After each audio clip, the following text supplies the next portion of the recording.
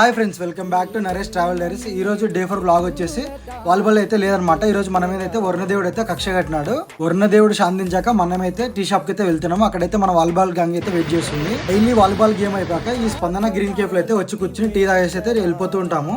ఈ కేఫ్ లో టీ తో పాటు లెమన్ పెప్పర్ టీ కూడా చాలా బాగుంటుంది. ఇటు సైడ్ వెళ్ళే వాళ్ళైతే ట్రై చేయండి. అనుకోకుండా ఫ్రెండ్ గడైతే బెంగళూరు అయితే వచ్చాడు. వాడైతే రీసెంట్ గా మన దువ్వూరు దోశ గురించి చూసి అలా డిఫరెంట్ గా మన కర్నూలు ఏదైనా దోశ పాయింట్ ఉంటే తీసుకెళ్ళి అన్నాడు. నేనైతే మా ఇంటికి వెళ్ళే రూట్ నందల చెక్ పోస్ట్ రూట్లో అయితే కొత్త వెస్ట్ సైడ్ పక్కన శ్రీ దివ్య నాన్ వెజ్ టిఫిన్ సెంటర్ అయితే ఉంది. అక్కడికైతే తీసుకెళ్ళాను వాడిని. ఇక్కడికి వచ్చాక మనోడైతే 3 మసాలా దోశ అయితే తీసుకోమన్నాడు. సో మనమైతే మసాలా దోశ తీసుకున్నాము. ఈ టిఫిన్ సెంటర్ లో మనకు వచ్చేసి చికెన్ దోశ, మటన్ పాయ దోశ అయితే ఉంటాయి. మనతో పాటు అయితే మన జిమ్ గ్యాంగ్ లీడర్ రవీన్ అయితే వచ్చాడు. ఎలా ఉందో ఎక్స్ప్రెషన్ తో అయితే చెప్తున్నాడు.